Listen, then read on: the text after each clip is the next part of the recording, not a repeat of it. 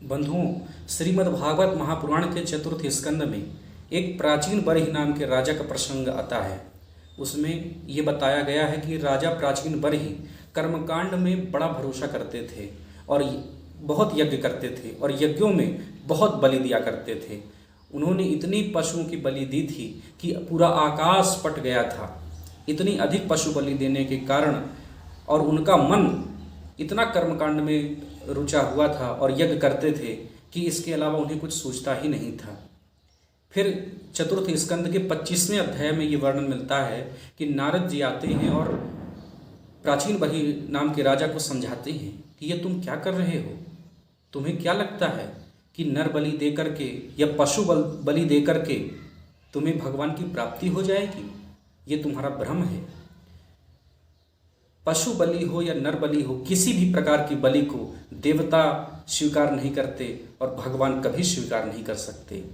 हमारे यहाँ तो अहिंसा ही परमो धर्मः इस प्रकार के उल्लेख मिलते हैं और तुम हिंसा के द्वारा यदि भगवान को प्राप्त करना चाहते हो तो तुम प्राप्त नहीं कर सकते।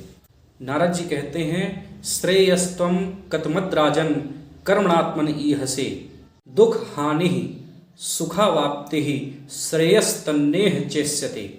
नारद जी समझाते हैं कि हे राजन प्राचीन बरही, दुखों से छुटकारा मिल जाना और परमानंद की प्राप्ति हो जाना ही कल्याण कहलाता है। और तुम्हें लगता है कि इस कर्मकांड से और इस प्रकार से बलि दे करके तुम्हें भगवान की प्राप्ति होगी और कल्याण की प्राप्ति होगी, तो ये तुम संशय में हो। नारद जी ने कहा, हे प्राचीन बरही, आकाश में देखो, जिन पशुओं की तुमने बलि दी है वो आकाश में कैसे तुम्हें देख रहे हैं और तुम्हारी बाट जो रहे हैं, तुम कब ऊपर जाओगे और वो तुम्हारे साथ बदला लेंगे। तो हे राजन, तुम जब इस संसार को छोड़ करके जाओगे तो भी तुम्हें सुख की प्राप्ति नहीं होगी, तुम्हें मुक्ति की प्राप्ति नहीं होगी, वहाँ भी तुम्हें कष्ट ही भोगना पड़ेगा क्योंकि तुमने यहाँ पशुओं को कष्ट दिया है। तो इस प्रकार से चतुर्थ स्कंद का यह प्रसंग हमें यह सिखाता है, श्रीमद् भागवत महापुराण जैसा ग्रंथ हमें यह सिखाता है कि पशुओं की बलि देना किसी भी प्रकार से उचित नहीं है।